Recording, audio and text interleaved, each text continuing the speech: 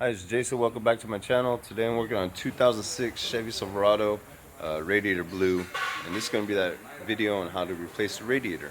So please boop that like button, subscribe down below, and let's get started. Okay, here we go. Here is my truck. First thing we're going to do is get this air cleaner duct out. Take the clamp off right there. Take the clamp off right there. This will come out of the way. Okay, next you are going to unplug your mass airflow sensor right here, and then we're going to get this air duct box out of the way.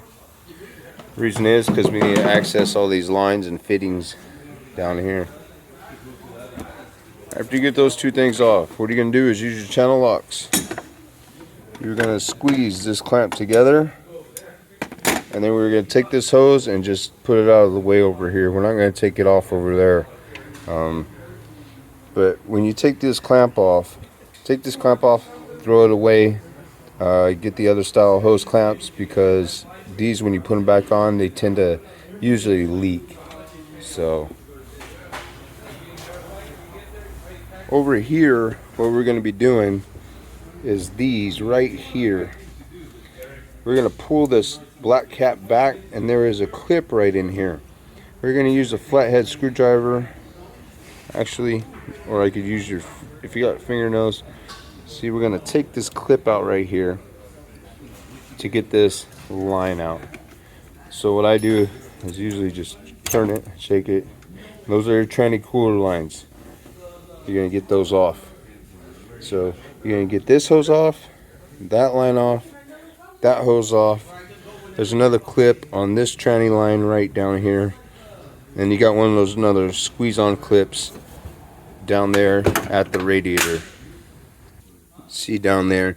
So what we're going to do is get all these lines off on this side. We're going to get that line off over there on that side, and then we will be moving on to the next step. Also, this squeeze clip right here and this one right here on this smaller hose, we do not need to replace. They can be reused. But on the bigger coolant hoses, like the lower radiator hose and the upper radiator hose, I recommend the other style clamps. And these are the hose clamps right here that I was talking about we're going to be replacing them with. So let's get all these lines off, and then again we'll be on the next step. Alright, if you can't access that clamp on the lower radiator hose, what we're going to do next is, there's a 13mm bolt here on the cooling fan, and one over there on the cooling fans.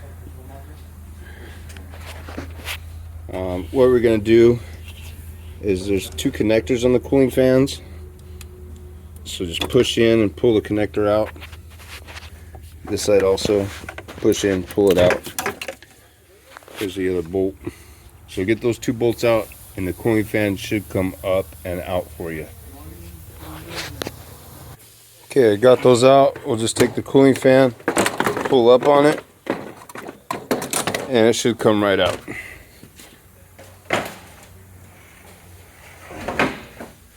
Okay, our next step is, now we can access that lower clamp hose right there and get that bad boy off.